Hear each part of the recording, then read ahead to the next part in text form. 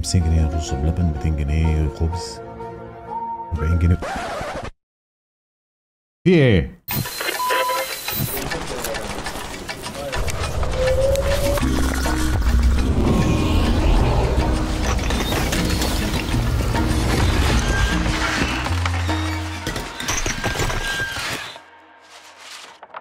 مساء الخير. الاسبوع ده معانا حكايه جديده.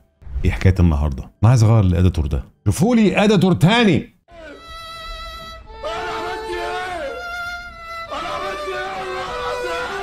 في ملفات سريه العالم مش عايزك تعرفها، عن ملفات تتسرق من علماء كبار، عن علماء نفسهم يتخطفوا ويتسرقوا ومحدش يعرف راحوا فين، او عن سفن وطيارات اختفت بالمره وفتحت بوابات لدنيا تانية خالص. بس اللي احنا نعرفه متأكدين منه قوي ان كل الخيوط دي بتوصل لراجل واحد، نيكولاي تسلا. نيكولاي تسلا اللي كان سبق عصره بمئات السنين، وكان عنده اختراعات عملها كتير قوي. مش بس اختراعات زي استخدام الكهرباء عن طريق لاسلكي، ده كمان كان بيحلم بحاجات شبيهة بالخيال العلمي، زي مثلا التليبورتيشن او الانتقال من مكان لمكان، والطاقة الحرة، وحتى السفر عبر الزمن. خلينا نبدأ من الأول خالص، وأول خيط نمسكه هو تسلا. نيكولاي تسلا إزاي أصلا مات؟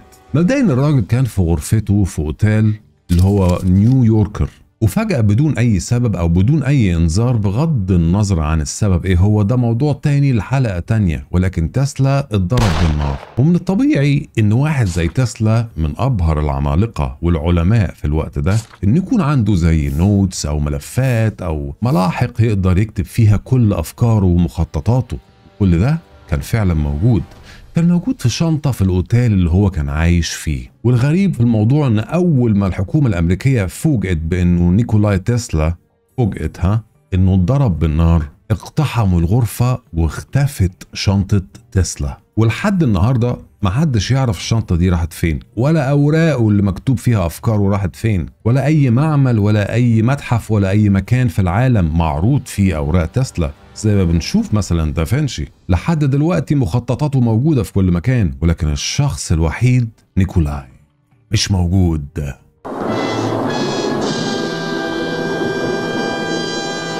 فيلادلفيا، تجربة فيلادلفيا. كتير منكم محدش يعرف ايه هي فيلادلفيا او تجربة فيلادلفيا. اكيد انتوا عارفين هي ولاية فيلادلفيا، انا مش جاي اعلمكم تاريخ او مش جاي اعلمكم جغرافيا. فيلادلفيا اكسبيرمنت، تجربة فيلادلفيا. في نفس السنة اللي مات فيها تسلا 1943 طلع مشروع سري للغاية، توب سيكريت، من الحكومة الامريكية اسمه تجربة فيلادلفيا. والهدف الوحيد الرئيسي للمشروع ده هو إخفاء سفينة كاملة عن الرادارات كلها باستخدام المجلات المهلبية،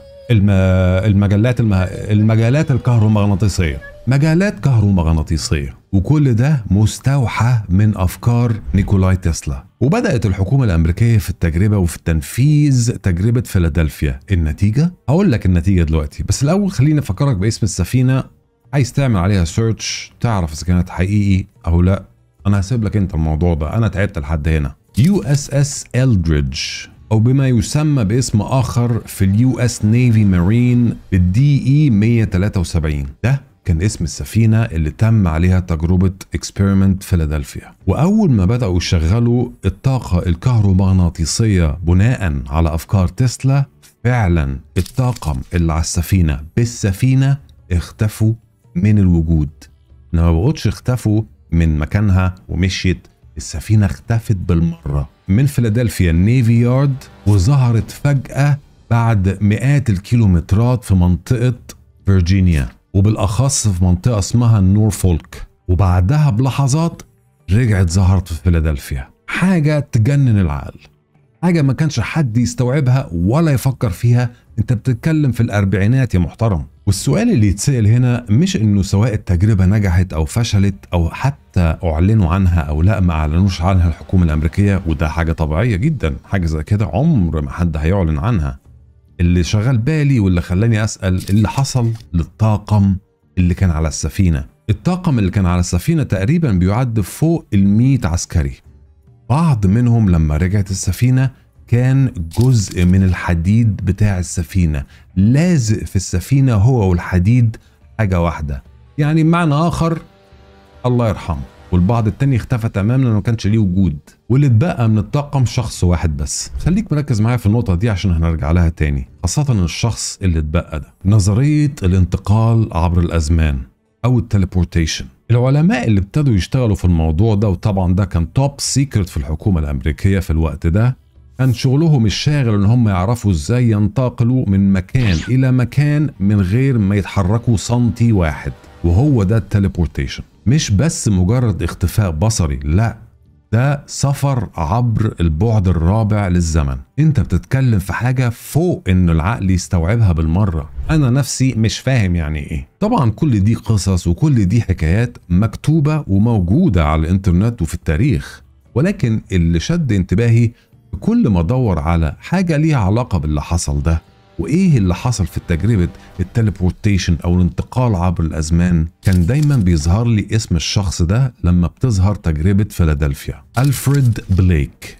المسافر عبر الزمن. الشخص ده مش شخصية كرتونية او دونالد داك او ميكي ماوس، لا، ده شخص حقيقي موجود، واتولد في 1920. والراجل ده بيقول ان هو كان موجود على متن السفينة اللي اتنقلت وراحت فيرجينيا ورجعت لفيلادلفيا، وهو ده الشخص الوحيد اللي فضل عايش. بس فضل عايش ازاي وايه اللي حصل؟ اقول لك. ألفريد نفسه لما رجع كان مخه ملحوس، مهلبية، طبق رز بلبن بايظ، مفيش مجال ان انت تعرف تاخد منه كلمة واحدة. وده كان هيجنن الحكومة الأمريكية لأن هم عايزين يعرفوا إيه اللي حصل واشمعنى ده الشخص الوحيد اللي رجع. اتضح إن ألفريد وأخوه وهم بينتقلوا عبر الزمن نطوا من السفينة ولقوا نفسهم زي في مكان كله أنوار أخضر وأنوار ذهبي وأنوار غريبة، ولقى نفسه فجأة في عام 2137. ليه الرقم ده؟ ارجع لي انت وقول لي في الكومنتس. وقال ان هو لما راح في الوقت ده او في الزمن ده رجعوه تاني لزمنه 1943، ولكن محوا ذاكرته بالكامل. ده كلام ألفريد مش كلامي انا. بس ألفريد بعد كده لما اخذ فترة طويلة عشان يتعافى رجع وعمل انترفيو، ولما سألوه قال لهم ان انا الذاكرة ابتدت ترجع لي شوية شوية وانه هو ده اللي حصل لي. قصة حقيقة. هل الموضوع ده واقعي خيال؟ محدش يقدر يعرف، ولا حد فينا يقدر يتعرف على الحقائق او حتى الاوراق الرسمية، لان ما تنساش ان كل ده توب سيكريت انفورميشن او معلومات سرية للغاية. امثالي وامثالك ما يوصلوش المعلومات السرية دي. طيب دي تجربة فيلادلفيا.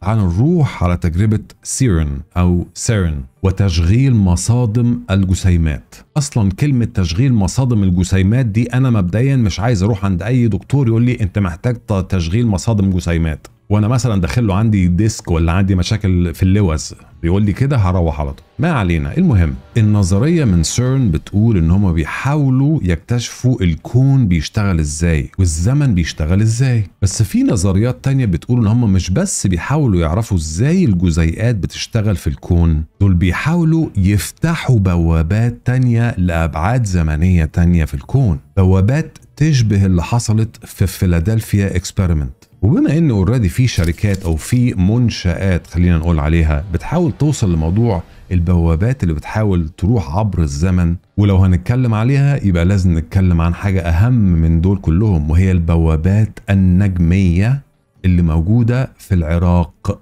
الله، ايه علاقة العراق بالموضوع يا نور؟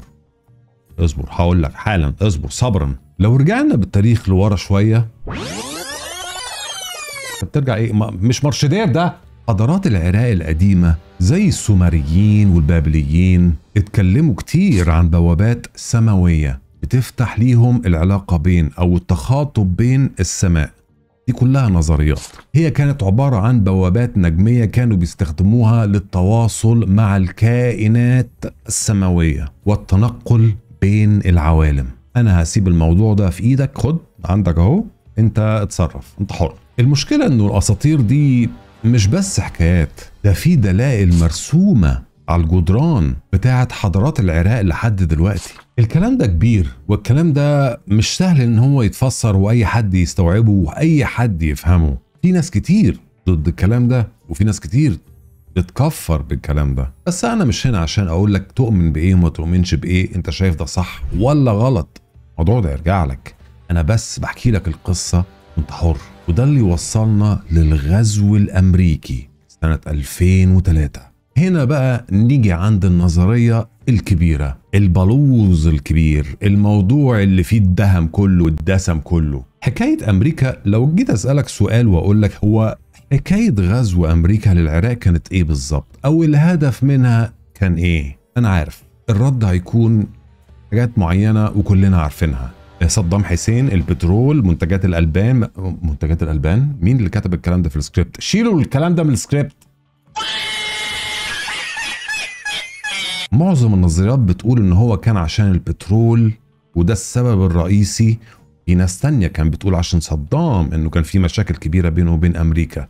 ده ما يخصنيش وده مش ده موضوعنا. النظرية التانية المهمة اللي شد انتباهي وليها علاقة بالموضوع هم انه الامريكان عايزين يحطوا ايديهم على البوابات النجمية الموجودة من الحضارات العراقية القديمة، وموجودة فعلا في اماكن بعيدة ومخفية في العراق، وممكن تفتح لك بوابات زمنية تقدر تتواصل فيها لعالم تاني او لكائنات تانية. هو سؤال صعب، بس لو تفكر فيها ان اول حاجة عملتها امريكا اول ما غزت العراق كانت ايه؟ لا، اول حاجة ما كانتش ان هم يدوروا على صدام ولا ان هم يلاقوا البترول لان ده كان موجود. اول حاجة عملتها امريكا اول ما غزت العراق ان هم فورا كانت الهجوم على المتاحف والمعابد الاثرية العراقية القديمة. انت هنا بقى ابدأ اربط النقط على الحروف. انا عارف الاغنية اللي هينزل بيها الاديتور.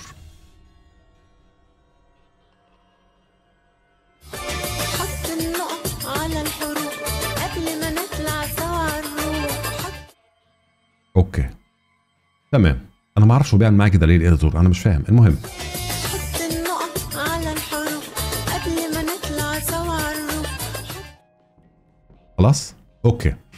الحاجه اللي انا عايز اسالها لك انت كمشاهد، ممكن تكون دي بس نظريات على ورق، ولا ممكن تكون فعلا نيكولاي تسلا كان سايب حاجات في شنطته هي اللي فتحت عيون الامريكان عن الدراسات القويه والحاجات اللي بقت توب سيكريت ما ينفعش حد يسمع عنها ويعرف عنها؟ يا ترى العالم كله خبى علينا موضوع البوابات الزمنية، ولا دي كلها كليشيهات خيال وكلام فاضي؟